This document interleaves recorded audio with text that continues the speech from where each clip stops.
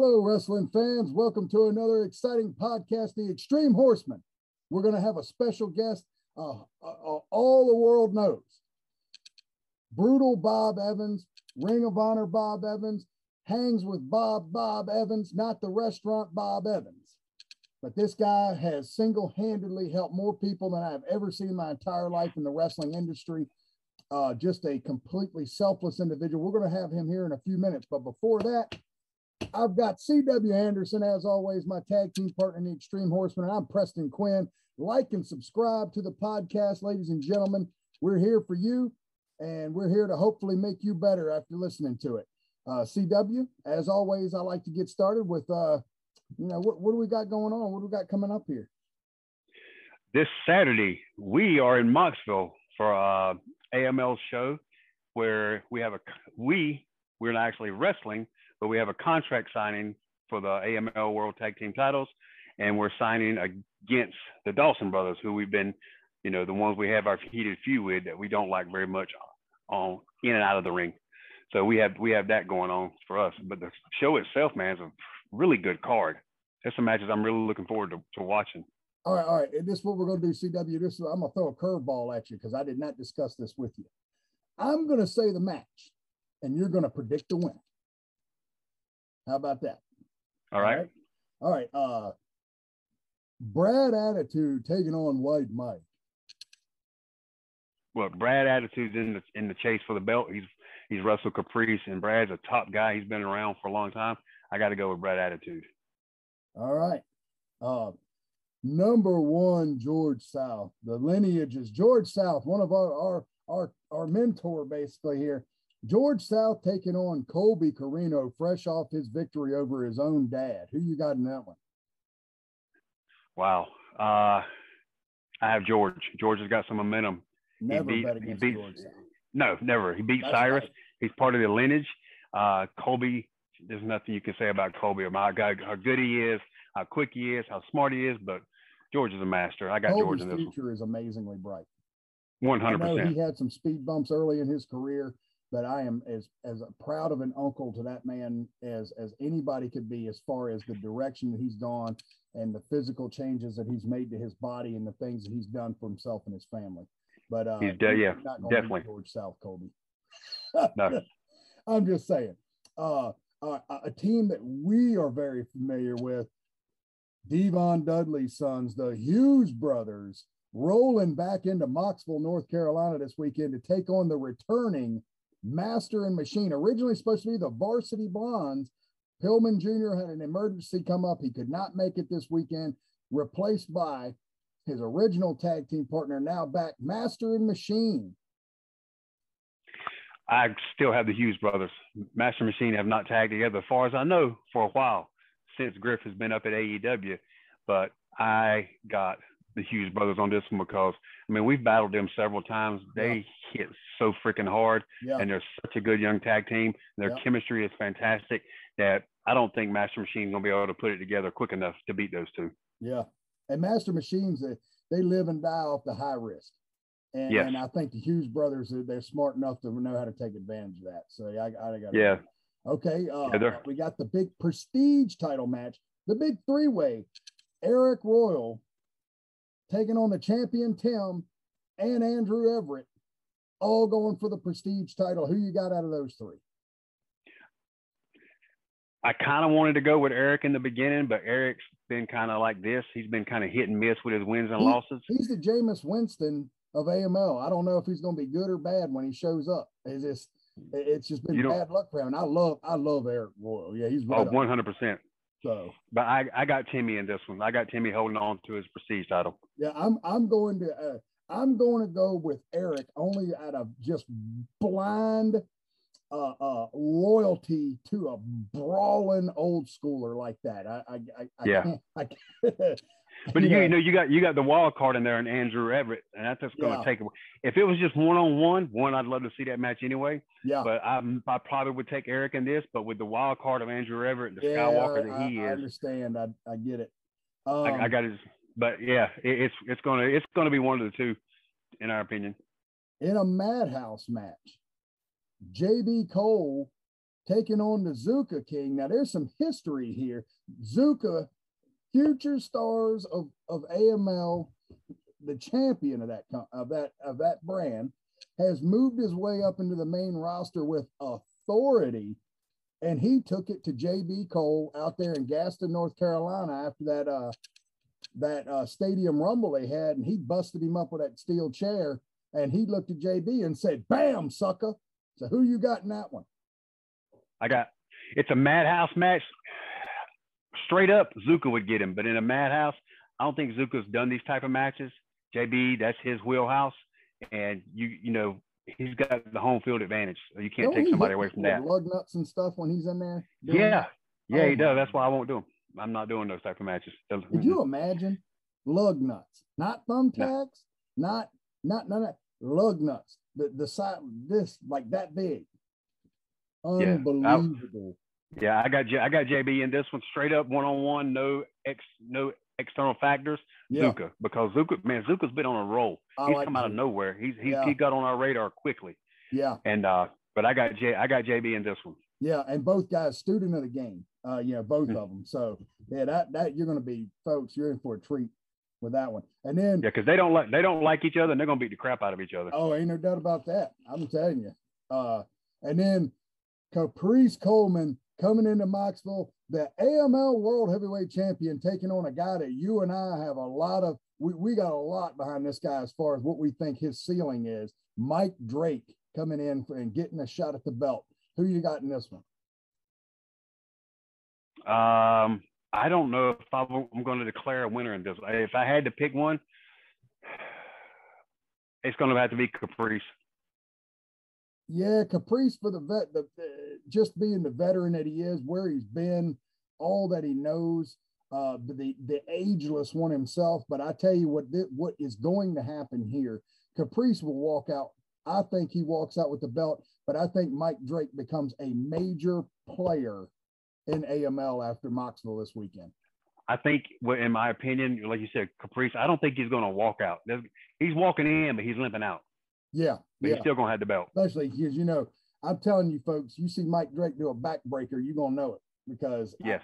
That's what caught my attention right away with him, was his style that he did this backbreaker with, as simple as that is, but it was murderous.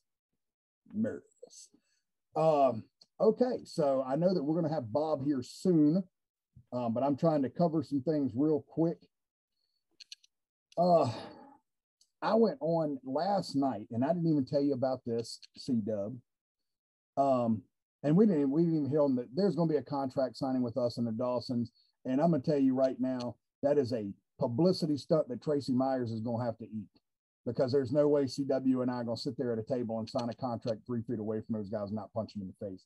I'm just letting everybody know out there in Mocksville. I don't know. I haven't figured out why Tracy wants to put us in the ring with the Dawsons and us be peaceable, as they say. He can say he thinks we're going to conduct ourselves in a good way, and he knows that's a lie, and he knows that this is going to be extraordinarily good for AML to see us beating the crap out of each other again. Exactly. You might, if you want this to be calm and effective, Tracy, you might want to have the police standing in the ring with us.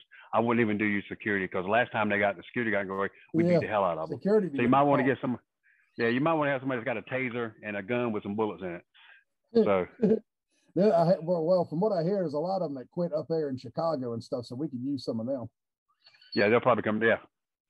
Let's only get started on that one. Here's a little bit of a deep dive, because I do these things sometimes when I can't sleep. And one thing that I have to give Vince McMahon credit for in the 90s, which some people laugh at, but now I'm starting to see a little genius behind it, is Vince McMahon had this big pool of mid-card characters. And when I say characters, they're not just wrestlers. They were like relatable, like not relatable because they were so outrageous, but they were characters that people could understand, could remember, because it's almost like comic book characters. And he was really smart about it. And I really, until recently, haven't given the credit for this. But when you look at the list of people that he had as mid-card guys, Sparkplug, Holly, Quang, Adam Bomb, Skinner, Berserker. I mean, you know what I'm saying? He had all these guys that were though they weren't main event guys, they were still larger than life guys. They were guys you could put in a comic book or on a poster or a picture and you could sell them. So I went on this deep dive of watching Skinner matches. And CW, that's Steve Kern. Okay. And that's the reason why I did went on a Skinner rant, because Steve Kern, Fabulous Ones, Steve Kern and Stan Lane. Kern has always been just an exceptional wrestler. And him just doing a brawler gimmick as Skinner was funny. And I know CW, your brain is foggy on those time periods, is why I'm dropping this nugget for you. But he told a story about, I'm going to get a little bit off here, but he told a story about him and Ultimate Warrior, and how the Ultimate Warrior basically said, you know, bro, this is what we're going to do, da da da da, and then you know, and don't spit that shit in my face. Because he always had tobacco hanging out of his mouth, but it wasn't really tobacco. It was actually, he said in there was licorice. And I was like, huh. So I don't know what was worse. Blah, blah, blah. And Warrior's like, and you ain't going to try nothing dumb, because Steve is a legitimate tough guy, and Warrior is always paranoid somebody's going to shoot on him. So Steve's like, God dang, man, I'm putting this guy over clean, no problem. And he's telling me what I can and can't do. He was like, okay. He said, as soon as they walked out there and got face to face, he spit that shit all in his face and everything. And he looked at him and said, what are you going to do about it? Nothing. Clothesline, splash. So anyway, but I thought that was funny. But what I wanted to get at about the genius of Vince McMahon was, yes, Vince had jobbers back then, or enhancement talent. Jobbers sometimes can be a word people don't like to hear.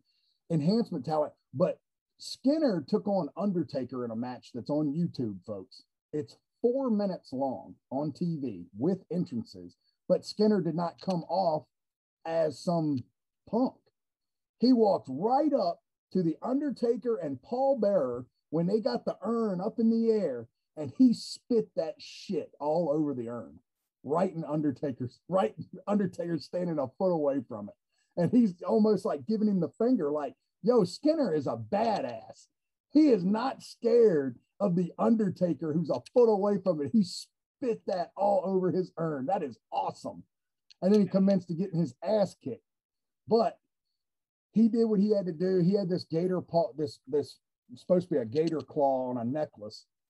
Oh, here comes Bob. Hey, Bob.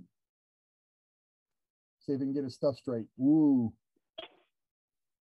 There you go. What up? Hey, buddy. I'm just finishing praising Skinner right now. Oh. Yes. Skinner versus The Undertaker. How Skinner just gets right in their faces and spits the tobacco all over the urn. Well, that's not very nice. I believe he said at one point that he was going to use the urn as a spittoon. So it makes sense. Oh, that's right. Yes, I believe he said maybe in some local specs or some kind of. I remember hearing him say that he was going to use it as a spittoon. Well, I was so maybe actually this was commending Vince McMahon for his use of the mid card guys in that aspect, where it was a 4-minute television match, but they didn't come off as just some kind of enhancement guys. They actually had a little merit to them, just because the fact that he spit that on there. He had the little promo about spitting in there, and then he used the gator claw a couple of times in the match, in a 4-minute match before he takes the tombstone and does the job. But Vince had just a treasure trove of mid-card guys, Adam Bomb and Skinner and Quang and Bob Holly and all those guys. And because I've actually watched, Bob, one of your handhelds, when you were doing the handheld stuff. I don't know what you're talking about. Oh, that's right. That was somebody else named Bob. There was handheld stuff recorded at house shows, and like Bob Holly versus Quang was on there. Yep. And that was an exceptionally good opening match where guys, neither of them had to kill each other to get over. Well, the guys always talked about, I mean, obviously Savio is Savio. I mean, yes. I've never had the fortune to work with him, but a good buddy of mine, Steve Bradley, worked with him all over Puerto Rico. They had a big feud. And he loved him. He absolutely loved him. Loved his work. He basically got over by having those great matches with Goldust. If you remember, they had, and those were handheld. There were a couple of handheld matches. You guys can probably check them out on YouTube. They're there somewhere. I think they're from probably 96, but I think it was right before Goldust won the belt, right after he won the Intercontinental belt. And there's two awesome matches on there. And Savio lost both of them and looked like $1 million doing it. So yeah, highly underrated. Right. Definitely got to check those out. Yeah. Yeah. It's been a while, but I remember those were kind of like the hot tape trading and the hot like internet stuff, you know, not internet, but the hot whatever fan talk back in the day. Yeah. I'm letting you catch up. You got a little bit of lag where you're driving. I think this will just be the way it is. Oh, it's all good. At least we can hear you. It's true. It's true. Okay, and it's Bob, windy as heck here. It's crazy. The I weather is awful. I appreciate you taking the time to come on here. Sure. I know you and I have been close for a long time, so I know having you here was a slam dunk for us. Easy. If anybody wants to find out what Bob's history is, I'm sure there's a million podcasts out there that have that where he's talked about those things. Bob, if you do want to talk about any of that, feel free to. I kind of want to get started at one. Your big thing right now, the WrestleLife.com is launched. You're out there helping guys, and it's a really revolutionary thing. It's a big deal for a veteran to step up and try to help these young guys. And I kind of wanted you to start out by talking about WrestleLife.com. Yeah, sure. It's actually, you were one of the guys, believe it or not, that kind of inspired it in a way. I was looking for a way because about 2015, 2016, I really started blowing up. The Hangs with Bob thing kind of got started as a rib because I just took a bunch of pictures with a bunch of guys that were about to get signed or got signed. And I said, Hangs with Bob gets better. Hangs with Bob gets signed. Just kind of as a joke. And it never went viral or anything, but people were like, hey, that's kind of a good thing because it's kind of what you do. You help people get better. So why don't you turn that into a kind of a thing for your seminars? And I was looking for a way to translate my way of teaching because you guys have done seminars and I know how much you guys put thought into it and bring it. And I've never heard a bad word about your seminars. And I've heard a few about mine, but very few.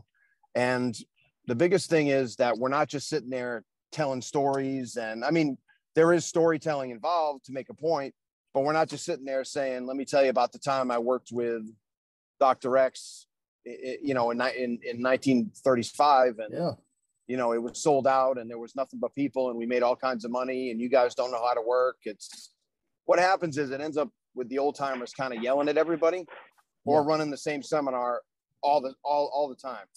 And I understand that repetition is a thing, but a seminar in other aspects of any kind of business is not a curriculum. It's not a class. It's a class, but it's not a curriculum. It's something that teaches you specific skills over a short amount of time. So I wanted to teach my stuff and I didn't want to be there. All right, this is how you bump. This is how you lock up. Now, don't get me wrong. There have been times when I've had to teach people how to lock up and we stop and we teach them how to lock up. But most of the time I'm there to teach them, how to make money in wrestling, how to work better, how to translate what you're doing and get your message across to the crowd, how to have kick-ass matches that you can take anywhere. You can take them to the most family-friendly crowd in the world, the most R-rated crowd in the world, the super indies, the mainstream crowd.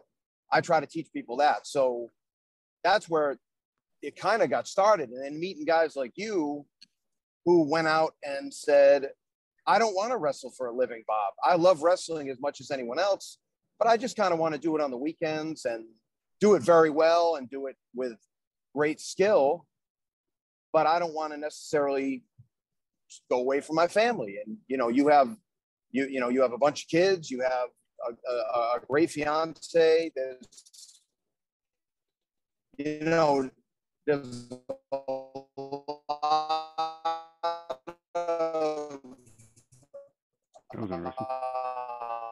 We got him in slow motion right now, folks. Things to stay home for, and I'm lucky too. I have people, and what I was finding out, guys, I know it's just the way it's going to be. No, it's all good. You're a busy man. We understand. I know. Geez, right? So I was figuring out that 95% of my audience and the guys I was training were guys that didn't necessarily want to get signed. Well, I think there's still a spot in the business for these guys. They fill out the independent cards. They entertain people on a local level. So what can we do for them? So I just started putting together a program and putting together a community of wrestlers and people in wrestling that want to make money at wrestling, want to make it a good, lucrative side hustle. And if they want to go full-time with it, well, this is a path to go full-time with it as well, because it's a lot of the same principles that you would do to go full-time. So, and I also kind of, as a joke, I kind of call it, hey, this is the community where you join so you can go to wrestling and your wife or your husband doesn't yell at you. And that's one of the things that I've prided myself in is, hey, Unc, I came home. You know, I get reports all the time, get messages. Hey, I came home with $64. I came home with $83. I've never made money in wrestling before. I made $20. I'm crying. It's the best $20 I've ever made. You know, I broke even. I made 50 cents. I made $1 because I sold one sticker, but I paid all my expenses with the rest of it. And using your techniques, I didn't have to dip into my own pocket or dip into the household money. So my wife is proud of me. And that's where it is. Like, that's where my market is. And that's where I'm really finding out that there's a lot of space in there for people that want to make money, is the people that don't necessarily want to get signed. Now, all three of us will be happy to go on the national stage and kill it and show these young guys a thing or two. But if that doesn't happen, then we're going to keep doing what we're doing, and we're going to do it on the local level, and we're going to keep doing it at a very high level until they pull us out of the ring or until we can't do it anymore. So, and that's basically how I've lived my message the past 5 or 6 years. And it's been very effective. I made more money. I've been more successful. I've met more people. I met, PQ. I met you probably 8 years ago. Yeah, even more. And we've maintained a good, yeah. Oh, it might be now. Yeah. And CW, I met you a couple years after that, but I was always impressed with the guys that could just walk in and have good matches with people. And then when I said, hey man, you should do this on a national level, like rah, rah, rah. And you go, no, I'm good. I'm good doing this. And I'm going to go work a job or run a business. And I know PQ, you've transitioned to other things, and, but every time I see you guys, you're having matches at a high level. PQ, you just sent me a match a couple of weeks ago, and it was an excellent match. And, we can have lives, we can have jobs outside of wrestling, and they can be good jobs. And we're not a piece of garbage because we want to have a good life outside of wrestling. And we can love wrestling just as much as anybody else, except I think it's healthy to have that balance. So I've been trying, that's why it's the wrestle life. It's the life within wrestling. I'm trying to teach people that balance, and it is precarious and it's not always easy. And you're never going to be able to balance it 50-50. But the idea is to give these mostly young people an education on how to make it a little more balanced and a little more, I say it's how to make wrestling work as hard for you as you're working as hard for wrestling. So that's kind of how I say it in a nutshell. I like that. You and Tim have been a tag team now for how many years? We started teaming in 2016. Tim Hughes, so about 5 years now. Yes, sir. One day we're going to have Extreme Horsemen and Tough Guy Inc. hooked up. I can't wait. We'll come to you. That's how bad we want. That will be a blast. We will definitely do that. CW, what do you think about that? Yeah, we've been wanting that for a while. I have talked to the. Go ahead, please. You and Tim are cut from the same cloth as Preston and I, so it's one of those that we don't have to adapt. We know each other's style and know it's going to be a banger match. Yeah, I've talked to the powers that be at some of the companies you guys work for, and I've been telling them to FedEx us a contract so we could sign on the dotted line and make that happen. There you go. Tim's lost 70 pounds. He looks great. He's in the best shape of his life. Wow. I'm way behind. He just got me all fired up. So I've lost about 10. My goal is to not be down 70, but my goal is to probably be down about 50. Yeah. So, and that would be about where I'd want to be, where I look okay. And, we want to be in our best shape, and we want to be ready. We want to give you guys the best competition you guys could ask for. We don't want to come in and mail it in. And it's been a weird year, obviously, for all of us. to kind of bounce back into wrestling. But I've had some good matches. I felt good. I felt strong. I don't feel like I've lost a step. The good news about not having any athleticism when you're young is there's none to lose when you're old. So that's good. So I haven't had to worry about slowing down because I was already slow. So, but yeah, it's that's definitely one of the things we're doing. I actually got a call from a promoter that really wanted to try to make this happen in Quebec. And you know how hard I've been trying to get you guys in Quebec, because the problem is I don't think you'll ever come back. So that's, you know, but I was trying to make the money fair for you guys to make it worth your while. Not that they were being unfair, but it was tough to negotiate all those plane tickets and stuff. But they were basically willing to book you guys on my name. Now, obviously they knew CW a little bit, and PQ, they knew you from what I've been saying, but I said, you know, and our old friend Marcus Burke has spoken up for you, PQ, as you know Marcus a little bit. Yes, so there were people that were willing to speak up, but we have to keep petitioning and keep trying hard. I've never stopped trying to sell you guys. I've never stopped trying to sell myself. If there's one thing, I know there's going to be a lot of young wrestlers watching, but once you get a little bit of fame, you start selling even harder. And I don't mean just selling in the ring. I mean selling yourself outside of the ring, marketing yourself, you know, letting promoters know that you want to work. Promoters know that you can make a contribution and you're willing to make a contribution. That's one of the things. That's why I'm actually one of the trainers for FML up in Quebec, a little south of Montreal. That's why I'm one of the trainers there, is because I said, I hit up the promoter, Eric Wimay, Oz, and I said, Oz, I want to make a contribution, and I want this to be a relationship, and I want to be a part of this. And he's like, you're booked for the next year. He gave me dates through 2023. So that's how you do it. Yeah. But everything I've seen, man, that's quality stuff going on up there. Big crowd. Oh, amazing looking setup. Great work going on from top to bottom. The promoters up there are amazing. And, you know, if at any point we would be able to get one of them on here just to give a perspective of the work that they put in, that would be awesome. I will be more than happy to hook you up with Oz, because it'll be beneficial for everybody. He's always willing to do podcasts. His English is wonderful. So there should be no issues there. So he loves being on podcasts, and he loves telling the story. And he'll probably say nice things about me, so I'm happy with that. So, well, you know, after a while, guys, you know, hopefully they still say some nice things about you. You know, I was at work today, and there was a guy who said, "Oh, me and my daughter, we love Sasha Banks." I said, "Oh, I've known Sasha since she was 18. She trained around here." "Oh, get out of here! You're crazy." So I had to like go through my Facebook and show him like pictures of me in a WWE ring and, you know, Ring of Honor ring and things like that. He's like, "Oh man, I never knew." I said, "Well, you know, I don't keep it a secret, but I only share it when there's a reason to share it. I don't just run around saying I'm a big bad wrestler, you know." So, plus most of the people I work with don't speak English all that well, so you know, I'm a minority in the company I work for, so it's I don't think they'd really care. So, yeah, they're too busy working. So you and this is something that, you know, I've heard you talk about before.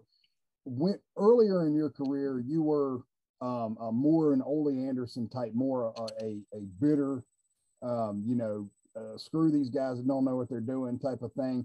And then something flipped a switch for you, and you ended up becoming a bastion of positivity, and where you realized that your road was to help people and not hurt them or hold them back. What was that? When did that happen? I think it was the fact that I went out and I started training on a more national level. I paid my money. I tell this story all the time. I paid my money to be at the first Ring of Honor camp. I was 37 years old. I had nowhere to turn, and I thought Ring of Honor would be a nice fit for me because I was lucky. I had my oldest friend and my best friend who were in positions. So sometimes it is who you know, but I still had to perform. But Jim Cornette had just signed on with the company again, and Kevin Kelly had just signed on with the company. So I was in a good position where if I was going to get a break, this was going to be the break. And then I went in, and me and Mike Bennett did the first camp. And in my opinion, we were the first, and in many other people's opinions, we were the first and second guy there who impressed. He impressed because he's Mike Bennett. Yeah. And I impressed because I wasn't the guy that they saw in a dark match 6 months before. I had lost 40 pounds. I had rededicated myself to the gym. I had been doing functional training, which was very functional for wrestling, no pun intended. And I came in with a better attitude. But I'll tell you what, the first day I walked in, Delirious was there. And I said, and I've said this to him out loud, and he laughs about it now. We both do. But I said, who's this jerk in the mask? What's he's going to teach me? Well, you know what he taught me? He taught me a different way to work, a different way to look at things, a different way to learn. And that was the biggest thing. I had to stop being such a my way or the highway guy. Yeah. And even though I think my highway is good and trusted and a great place to drive, it's not the only way to get there. And I was learning from a bunch of different people and seeing, you know what? There's guys that are pretty badass and can teach me some pretty cool stuff. Yeah. So I had to kind of just lean into that and say, all right, I had to figure out who I was, and do I really want to be this guy? Do I really want to be a bitter dude? Do I really want to be like, you know, kind of like that guy in the locker room that gives everyone indigestion when he walks in? Or do you want to be the guy who makes everybody happy? One of the biggest compliments I've gotten, and I've gotten it half a dozen times the past year, probably just because we lost him recently, but they said, oh, you remind me a lot of the spirit of Tracy Smothers. And knowing Tracy, I was fortunate to meet Tracy just the last 3 or 4 years of his life. And I take that as the highest compliment, you know? Yeah, and absolutely. it was, you know, and then you see guys like Ricky Morton. You know, Ricky Morton will tease you. And if the guy's not that good, he'll kind of tease him with a wink. But Ricky Morton isn't complaining out loud in public. These guys are all terrible. These guys, you know, he'll try to find something to say about them. Oh, they're doing their best out there. They're doing all right. They're doing okay. You know, you're a big kid, you know, get in shape. Maybe you can do something. Like, he'll find a way to say something positive. And I said, well, here's Ricky Morton, a guy who's made 100,000 times more money than me. And he's not bitter. He's happy. He smiles and laughs every time he walks through the door. And all the people that I was fortunate enough to work with on some of your shows, PQ, and just, you know, even meeting a guy like CW. I wasn't a fan of ECW growing up. So I didn't not like CW. I had no opinion of him, but you spoke so highly of him. I had a great feeling about him when I met him. And then we wrestled each other, and he was walking the dog on me out there the whole time, running me around the ring. Older than me too. Don't tell anyone, I know.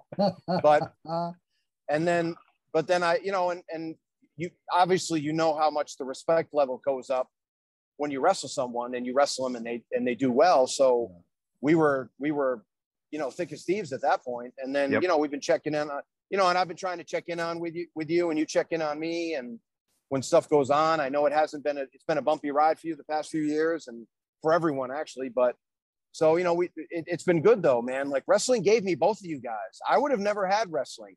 And if I wasn't the quote unquote new Bob, I don't know if I would have ever like had the balls to travel down to Virginia. And, you know, I wouldn't have had the balls to go to Ring of Honor and meet Mofo that first time. Yeah. You know, Mark, our buddy Mark, I wouldn't have had the chance to meet him. And then he walked up to me and we became very good friends. And, you know, God works in mysterious ways. And I've met so many people through wrestling that I have had nothing else in common with. I would not be friends with. I'd walk on the other side of the street, or I'd walk right by him and wouldn't even say hello. And now we hug and we ask about each other's families, and we're genuinely concerned about each other. We made friends. Like, that's awesome. 100%. You know, and that's why. And this is the guy I've always wanted to be in wrestling. I just was scared to be this guy, because I was always told that when you're a veteran, you have to be a mean drill sergeant guy. You got to be a dick to everyone and got to scream and yell at everybody. And it's like, look, I'll scream and yell at people once in a while, and I'll get on them. And I'm never dishonest with people. I don't lie and say, oh, you're the best. I'll go, that wasn't very good. You can do better than that. I'll tell people that, but I'm not going to sit there and just be mean for the sake of being mean to feed my ego. I'd much rather have them succeed and have them feel good about leaving. And I don't mean just pump them up, get them going for a day, and then they're back to where they were. I'm not a motivator. I mean, I'm a motivator as far as getting them to do something, but I can only pump you up so much anyway. You have to do your own stuff. Yeah.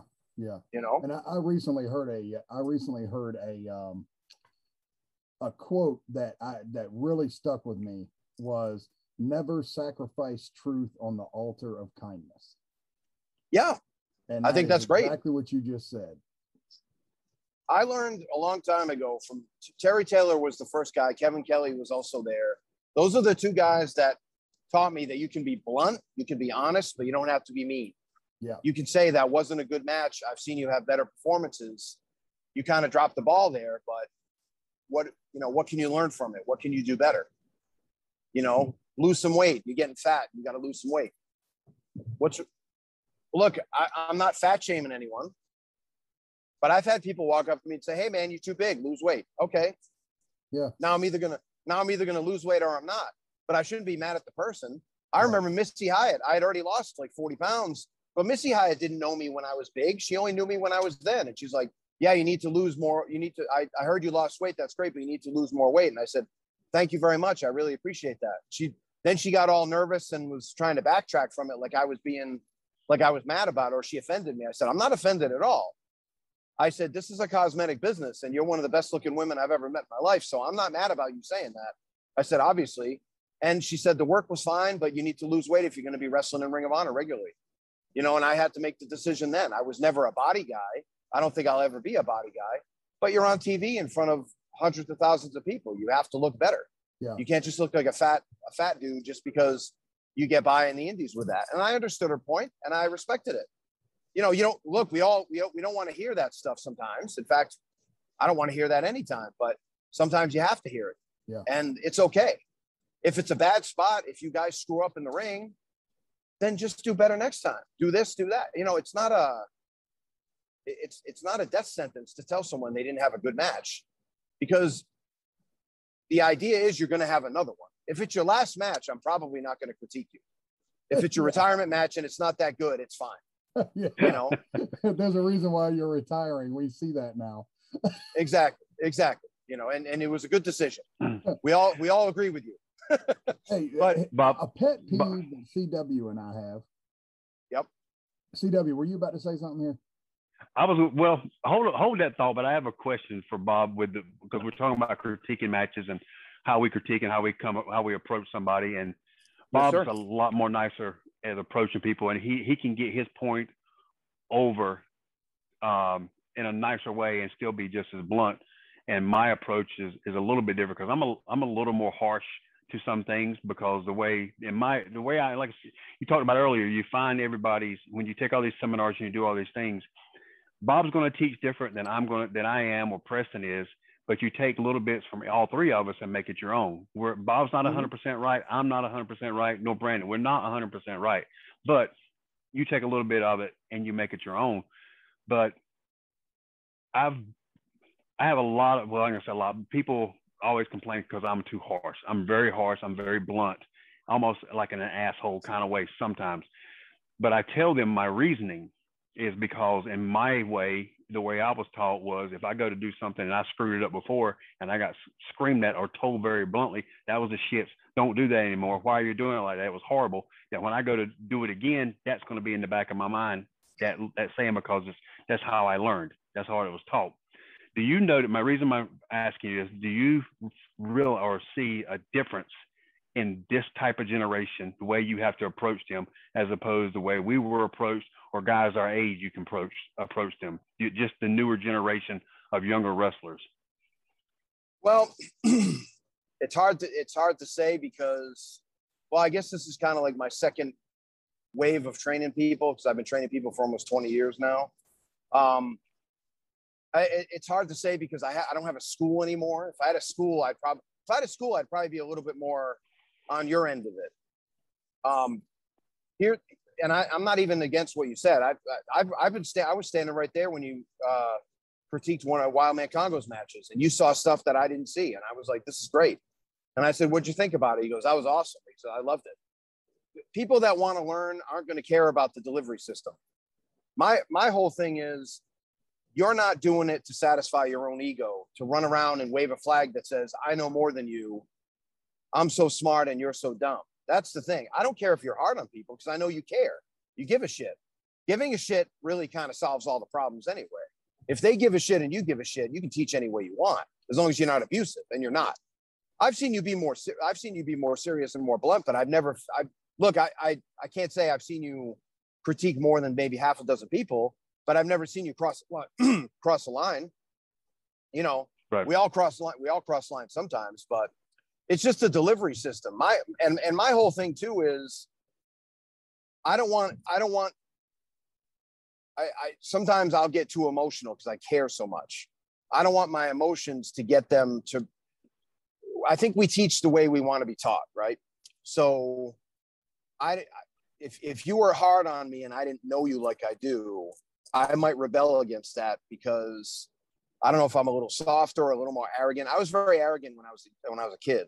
So I think I would have kind of been a little bit more like this generation with some of that. But however, I've reached this generation to a certain degree as well. So it's very hard for me to say, man, because like there's plenty of guys that you can coach them up and they'll just do their thing and they'll be great. But those are the guys that are on TV. You know, I mean, it's whatever this business is, we all know that you can't be mentally soft. You can't be offended by everything. There's going to be things that you're going to see in a locker room that might offend you. There's going to be things that are said. People are going to be hard on you. I don't have a problem with that. I'm much more mature now, obviously, than when I was a kid. It's all a maturity thing. So I have zero issues with what you do. So, and I know you have zero issues with what I do. It's more a style than anything. It's like wrestling style, you know, and then then to me, I'm excited about that because now I'll learn, all right, well, I couldn't get to this kid, but maybe CW will get to this kid. And now maybe he needed more of a boot in the ass. Or maybe CW, in a rare occasion, is being a little nice to him or didn't see something and I see something and I point it out. You know, who knows? You know, because like I said, I don't want anybody to be coddled. I don't want anybody to be, and I know you're not accusing me of this, but I don't want anybody to be, I don't want anybody to be coddled. I don't want anybody to be like, oh, that match was, look, I've seen seminars where guys brother everyone, and they pay their money and everybody feels great about it. And I go, we didn't learn a damn thing. And this guy just took our money and was slick about it. And it was just a rah-rah session. I don't want any of that. I'm here to teach you. If it wasn't good, let's fix it. But I've also seen seminars where guys just yell and scream and say, well, you know, back in the day, you should burn your boots. You should quit. You should do that. Well, you know, what if this is the only thing in the guy's life that gives him kind of like identity and makes him feel good and the rest of his life is terrible? Now you're telling him that he can't do this. Let's fix it. Look, not everybody's going to be fantastic. I'm sorry. Like, I hope everybody's not offended, but not everybody's going to be a top class wrestler. I just want you to be passable. Let's get you, if you're going to, I can get you from bad to passable. You work with me. I'll handle the rest. Let's just get you so you don't hurt anybody. And then your kids are going to cheer for you. And if you can beat me in somewhere in Wisconsin in front of 100 people and it's your friends and family watching, that's fine. Just get in, get out of the ring, and that's fine, you know. But if there's guys that want to make it and there's guys that really want to turn it on and travel and do this business, they're going to have to take some criticism, and they're going to have to. Look, I take criticism. I want people to tell me, hey, what's you know, what do you see? What didn't you see? What didn't I do? Most of the time, I'm already way ahead of them. I already know what I did wrong. I can give you a perfect example. The last time we were in Montreal, I read the crowd wrong. We came out as straight baby faces. We should have come out as harder, like almost heelish guys that were just trying to win. And then we could shake their hands at the end. But we didn't read the crowd right. So they kind of like didn't like us. They found us to be too hokey. So next time we go in, we're going to be grittier. We're going to be harder. And then we're just going to read our audience better. That was on me. That wasn't on Tim. That was on me. So there's plenty of times where I'm hard on myself. But if they can't be coached, then it's hard to say if it's a generational thing. I think some of it is. But I don't know how to fight a generation aside from meeting them where they are and trying to marry.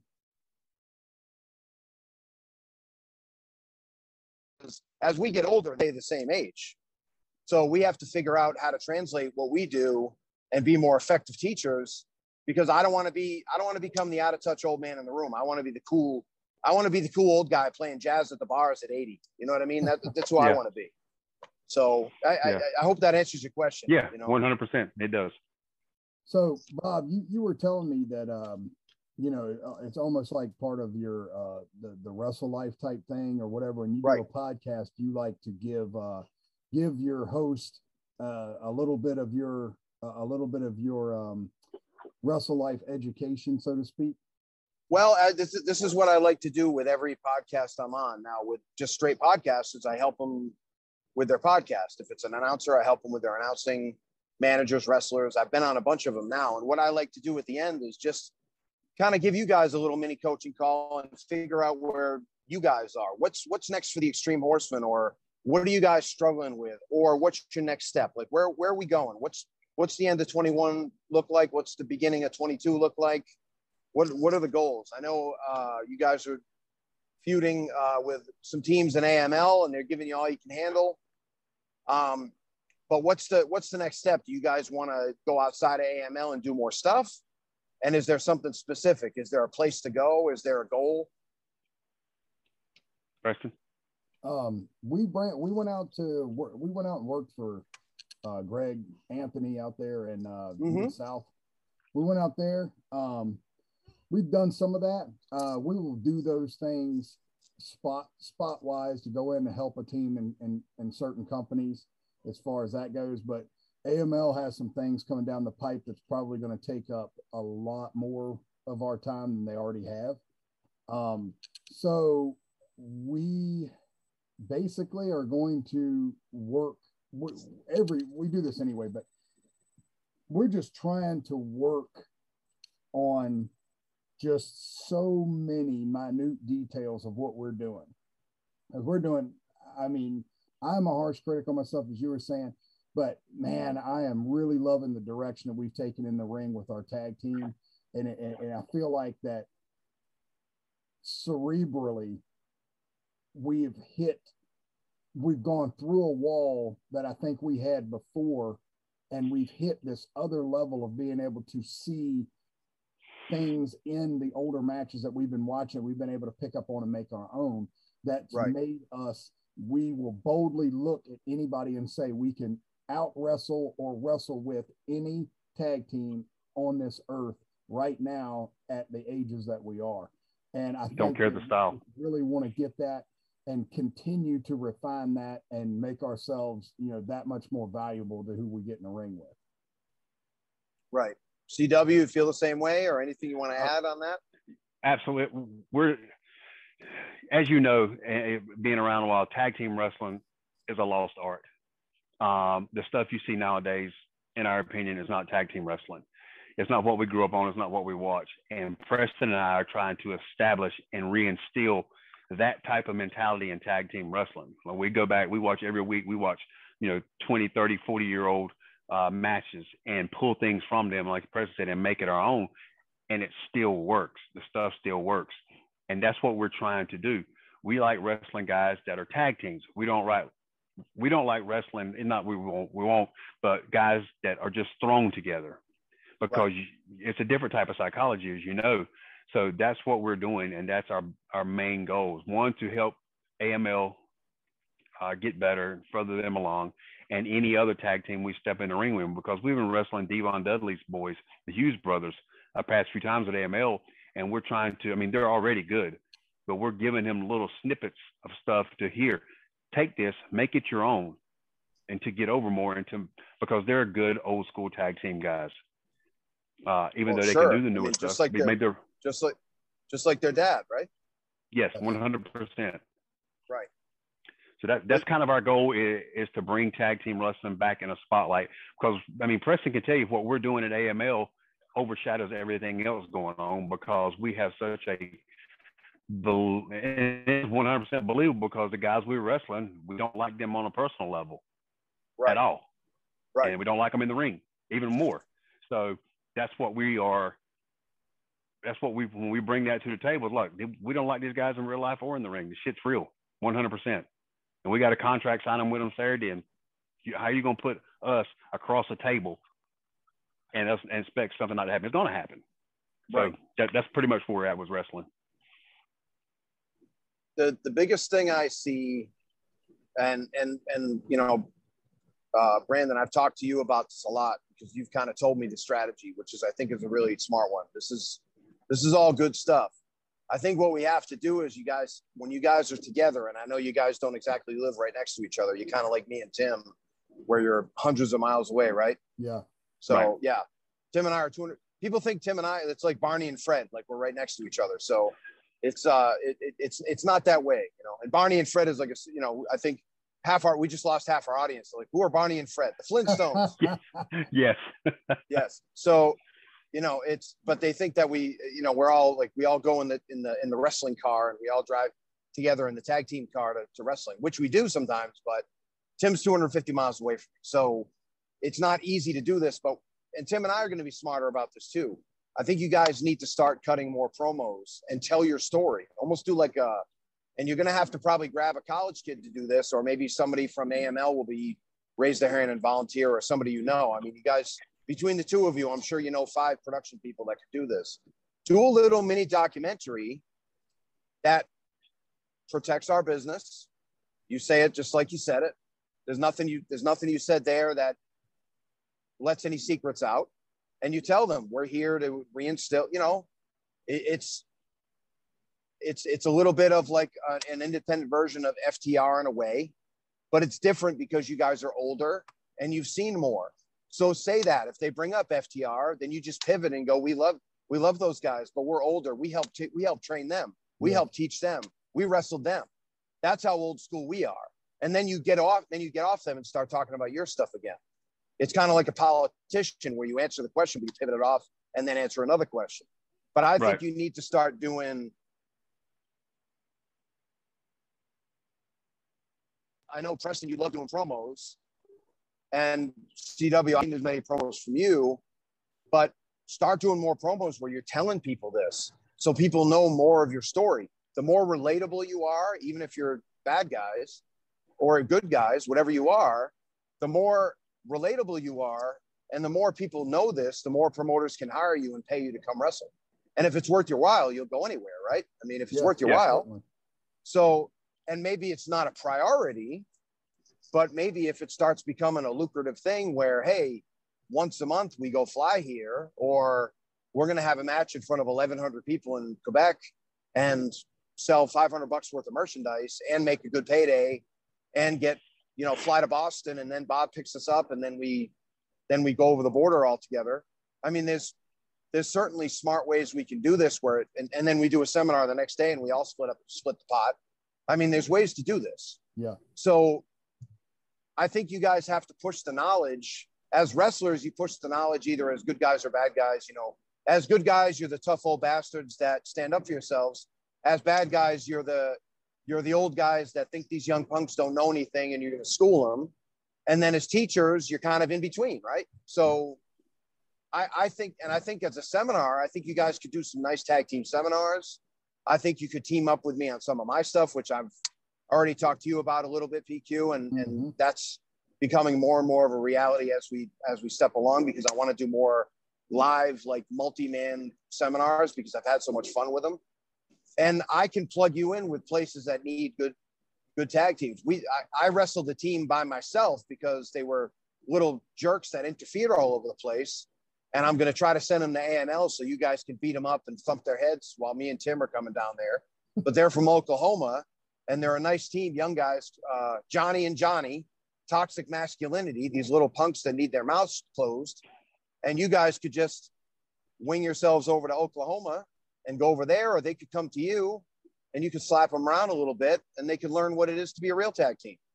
So, and there's tag teams all over the country that are young guys that want to learn and don't have enough teachers and don't have enough guys, or they want to just step up their game and wrestle more experienced talent.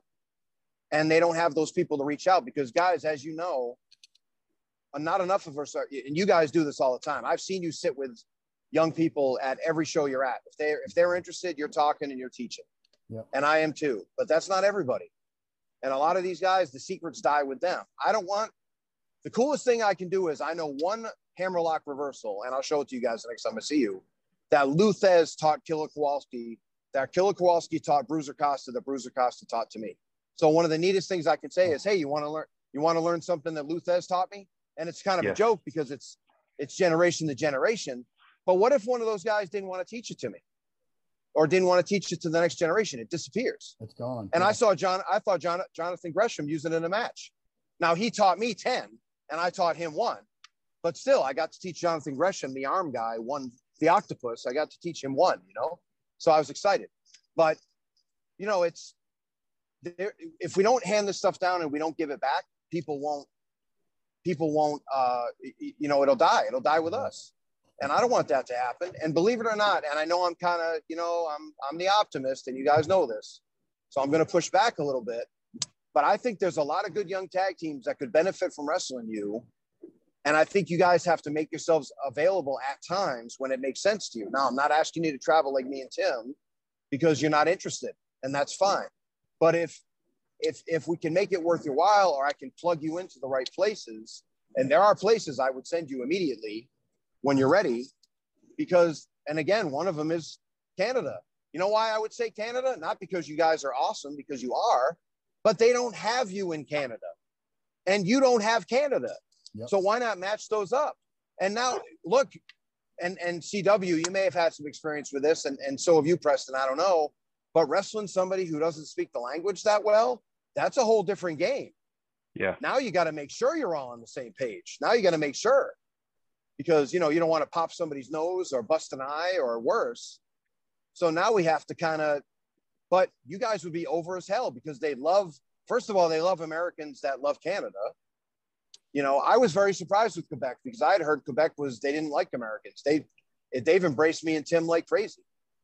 The girls loved him up there. He's over not as much now because he's got flow, but man, Tim was over. They didn't like me the same way. Tim's younger than I am, but there's places to go. You could, CW, I don't know if you've ever done any of the England stuff but there's a ton of demand for the UK, England, England, Ireland. I mean, I was one of, Brandon knows this, but I was one of Finn Balor's first opponents in the United States because he had family in the Boston area. So he started wrestling in the States with us first. So he and I became close. And then I took care of a couple of guys that came over that he trained, Paul Tracy and Phil Boyd. And Paul still trains at a very high level there. Phil has a school there. So there's a door open whenever I want to go there and do a seminar. So there's doors to be opened. I mean, the pandemic hasn't helped, that's for sure. But there's plenty of opportunity out there for guys that want to give back. And I never realized the opportunities until I started going out there myself. And going back out there again this year, it's the same thing. I've gone to a lot of different markets. Ohio's wide open. I don't know if any of you guys know Cody Hawk. Cody Hawk is a brother just like us. Love late him, 40, dude. Yeah, late 40s. One of us, man. It's like we should call it like the 45 to 51 club or whatever we have, like the Silver Shoes Club. Yeah, I wrestled Cody a few years ago up in I think we were in Michigan. I went up there and worked with him. Very, very easy. A very old school guy. Like I said, he's cut from the same cloth as we are. He was a great guy, and he just got married. This weekend or something that? And his girl Shauna, his wife, is a badass. She's really good, but she's an example of, she's 29, 30 years old. Sorry, Shauna, but you've told me your age. So, but she's right in that sweet spot, and she's not arrogant. She wants to learn. And she has good matches because she got trained, and her husband is one of her trainers, but he's just as hard on her. And that's a difficult line, trying to balance the whole wife thing and trainee thing. But, but she's also training with Dustin Rhodes, and I know she's wrestling actually for his championship there soon. So, you don't get respect from these old timers if you don't bring it. And like I said, there's plenty of people that want to learn. And it's not, look, Dustin Rhodes is awesome, but Dustin Rhodes is one guy and they need us too. Yeah. We're not as famous as him, and we probably never will be. And that's okay, because he has just as much respect for Cody and us and all the stuff we're doing. And look, we need to be out there, and we need to be doing it as much as we possibly can. And like I said, I'm not putting anything on you guys, but the business model I would say look for is make yourselves more available for coaching and let people know that when they wrestle you, they'll get an experience unlike no other. Because I think you guys are too quiet about yourselves sometimes. I know you don't have a problem cutting promos and talking about yourselves, but really like the marketing aspect is where I think there's a lot of growth there. Like we're doing stuff that hasn't been seen. Look, make it completely legitimate. You said you've been watching stuff from 20, 30 years ago, picking up techniques that tag teams these days can't defend. Bring it up. Hey, we're learning. You guys are watching these like fans. We're watching them like peers. We're watching them like wrestlers. We're learning while you're cheering and clapping and hoping they win the belt. We're watching it and we're learning. We're analyzing their techniques. We're watching it, rewinding it, watching it in slow motion. We're figuring out the playbook. We're reverse engineering this whole thing because you are. Yeah. And obviously we're talking on two levels, you know, but that's fine. The fan and the wrestler are two different levels, but that's fine. You can hit them on both sides, but cut the promos and be more. You guys have nothing but legitimacy and experience. So talk about your legitimacy and experience. Yeah. Well, Bob, I certainly appreciate you taking the time to talk with us tonight. I want you to drop every form of social media that you want to so that people can get in touch with you and you can help them as much as you've helped us tonight and then some. Obviously, the thing we've been talking about a lot is the WrestleLife.com. And I am going to give a special extra bonus for your listeners today. For all the young wrestlers watching this, I want you to go on the WrestleLife.com. I want you to read all the testimonials. There are TV stars on there, but there are also a ton of local wrestlers that I've helped make their first dollar in wrestling. So please read both. Probably have about 30 or 40 testimonials on there, and I still have about 30 or 40 in the bag that I haven't put up yet. Please listen to my podcast, the WrestleLife.com podcast. It's on iTunes. That was the coolest thing that I was on iTunes.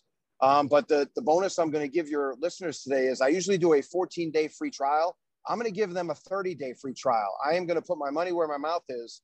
Go to Pro Wrestling Starter, go to ProWrestlingStarterKit.com, and you will get a 30-day free trial. There are no strings attached. Cancel anytime. But and obviously it's $49 a month after that.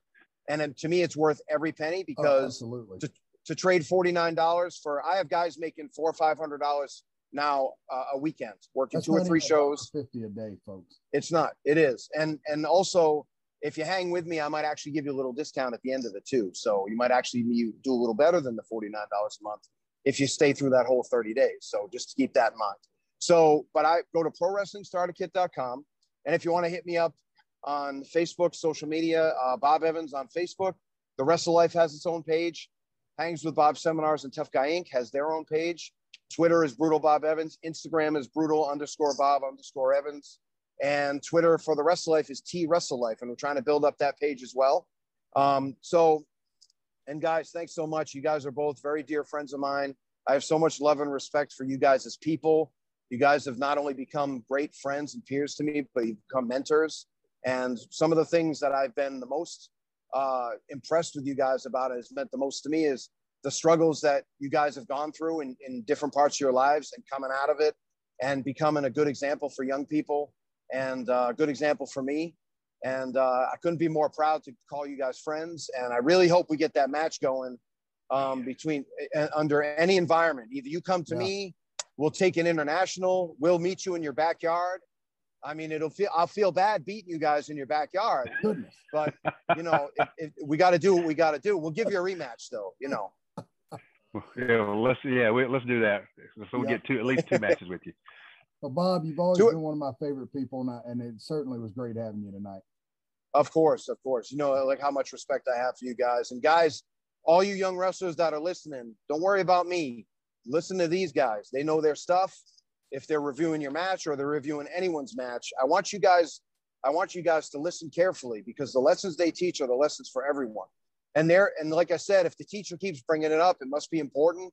All 3 of us are telling you that there's not enough people that are doing a traditional form of wrestling that can be married into what they're doing now. And it can be married into it. We're all 3 of us are examples. We can wrestle anybody on your card and get good matches out of them. We can meld our style right into theirs, or their style right into ours.